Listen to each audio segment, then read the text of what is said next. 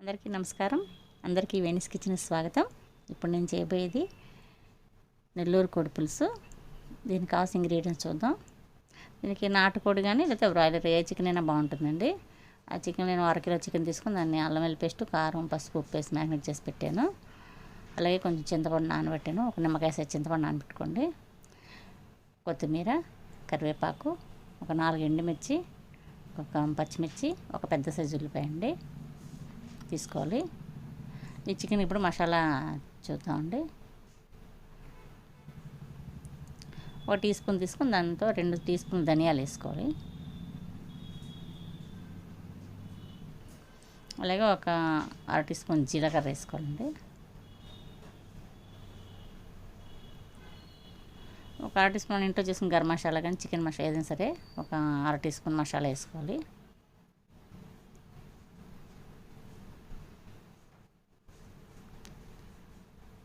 అలాగే ఒక 1/2 tea spoon పసుపు తీసుకోండి.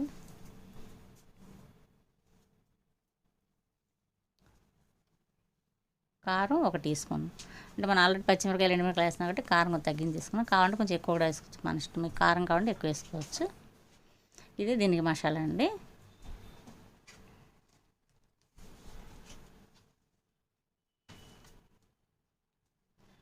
బౌల్ తీసుకొని దాంట్లోకి 1.5 టీ స్పూన్ అల్లం వెల్లుల్లి పేస్ట్ తీసుకోండి. ఆల్రెడీ ఒక 1/2 టీ స్పూన్ నేను చికెన్లో వేసి పెట్టాను కాబట్టి మ్యాగ్నేట్ చేసిన చికెన్లో కలిపాను. అందుకని ఇప్పుడు మీరు ఒక 1.5 టీ స్పూన్ అల్లం వెల్లుల్లి పేస్ట్ తీసుకోండి. తీసుకునే క్వాంటిటీని బట్టి అల్లం వెల్లుల్లి పేస్ట్ కూడా క్వాంటిటీ ఎంత తీసుకుంటే ఆ క్వాంటిటీని బట్టి మీరు పెంచుకుంటూ వెళ్ళాలి అల్లం వెల్లుల్లి పేస్ట్.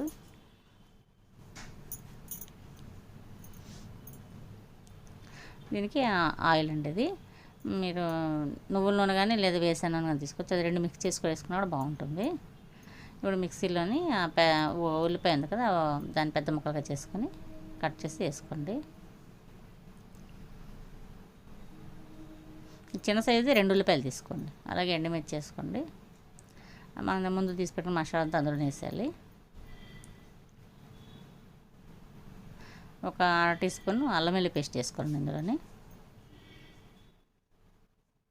వేసి దీన్ని కొంచెం పేస్ట్లా తయారు చేసుకోవాలి. అంటే మరీ నైస్ పేస్ట్ వద్దండి, కొంచెం బరగ్గా ఉన్నా పర్వాలేదు. ధనియాలు బాగా నలిగేలా చేయాలి పేస్ట్. ఇప్పుడు స్టవ్ ఆన్ చేసి కడాయి పెట్టుకోండి.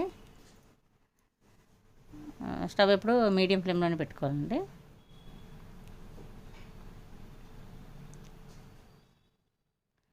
ఇప్పుడు నూనె మీకు ఇష్టం ఏదైనా ఏదో ఒక నూనె మీరు నువ్వుల నూనె తీసుకోవచ్చు, వేసిన నూనె.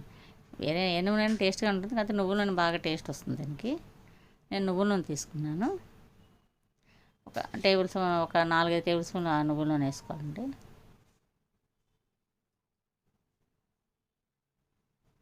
ఎందుకంటే చికెన్ పులుసు కాబట్టి ఇప్పుడు మనం ముందు చేసుకున్న ఉల్లి మసాలా ముద్ద ఇందులో వేసుకోవాలి. స్టవ్ మాత్రం హైలో పెట్టండి, ఎందుకంటే ఉల్లి ముద్ద త్వరగా మాడిపోతుంది. అందుకని కొంచెం లో ఫ్లేమ్లో పెట్టి వేయించుకోవాలి. ఇది వేగడానికి కొంచెం టైం పడుతుందండి ఉల్లి ముద్ద.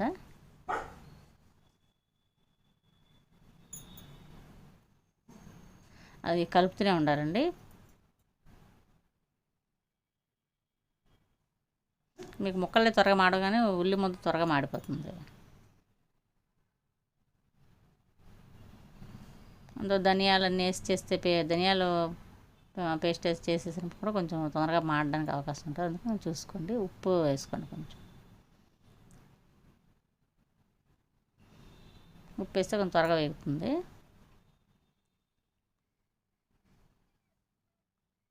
సరే, ఆయిల్ అంతా అలా పీల్చేస్తుంది ఉల్లి ముద్ద.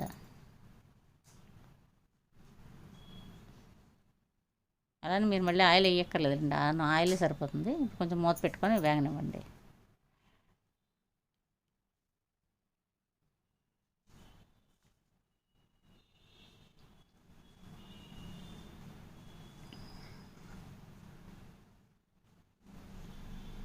ఆ ఉల్లి ముద్ద కొంచెం కలర్ మారాలండి.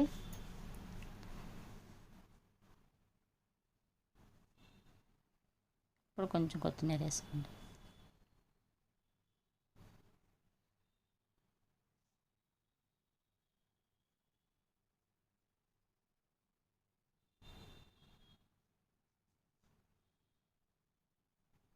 ఇది అన్నంలోకి బాగుంటుంది, చపాతీలోకి బాగుంటుందండి.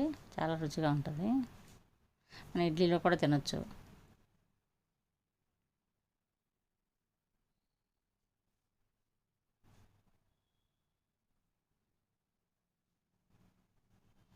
లో ఫ్లేమ్లో అలా వేయిస్తే మంచి టేస్ట్ వస్తుంది.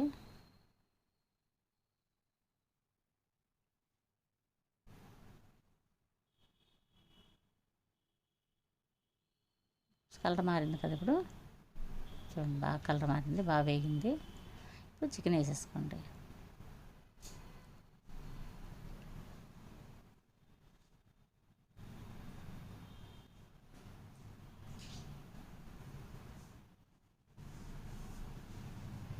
ఒక పచ్చిమిర్చి, ఒక 2 పచ్చిమిరపకాయలు కట్ చేసేసుకోవాలండి.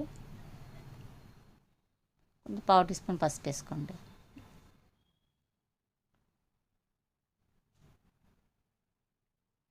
కొంచెం కలుపుతూనే ఉండాలండి, అది ఉల్లి ముద్ద వేసినప్పుడు కలుపుతూనే ఉండాలి.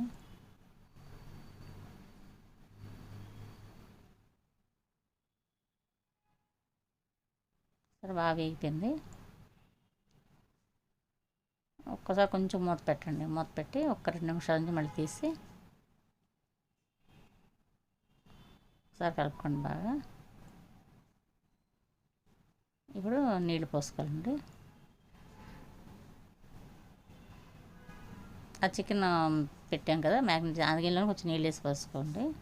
ఇంకో గ్లాస్ నీళ్ళు ఎక్స్ట్రా పోయండి కొంచెం. చికెన్ బాగా ఉడకాలి కదా.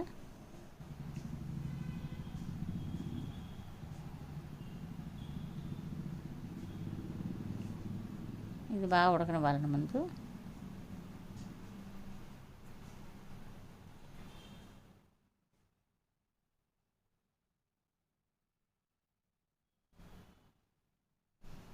సో బాగా ఉడుకుతుంది. ఆయిల్ ఎప్పుడైతే పైకి తేలుతుందో మనకి పులుసు రెడీ అయినట్టండి. చికెన్ కూడా ఉడికిపోయింది. ఇప్పుడు మీరు చింతపండు నీళ్ళు పోసుకోవాలండి. లాస్ట్లో ఇంకా దించే ముందు కొంచెం చింతపండు నీళ్ళు పోసి మళ్ళీ ఇంకొంచెం ఉడకనిచ్చి దించేయాలి. చింతపండు నీళ్ళు కూడా మీరు పులుపు ఎంత కావాలో అంత చూసుకొని వేసుకోండి.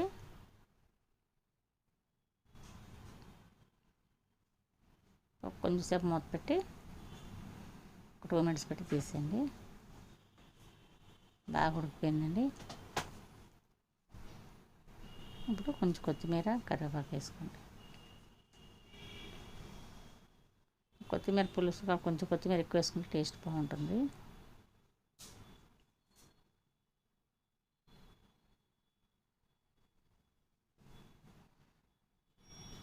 పులుసు రెడీ అయిపోయిందండి. ప్లేట్లోకి తీసుకోవడం ఇంకా.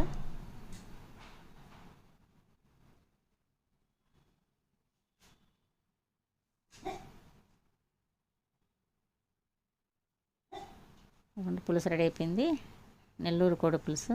మీరు కూడా చేసి చూడండి. ఈ వీడియో మీకు నచ్చినట్టయితే లైక్ చేయండి, మీ ఫ్రెండ్స్ అందరికీ షేర్ చేయండి, నా ఛానల్కి సబ్స్క్రైబ్ చేయండి. మర్చిపోకుండా చేసి చూడండి. తప్పకుండా మీ కామెంట్స్ పెట్టండి. ధన్యవాదములు.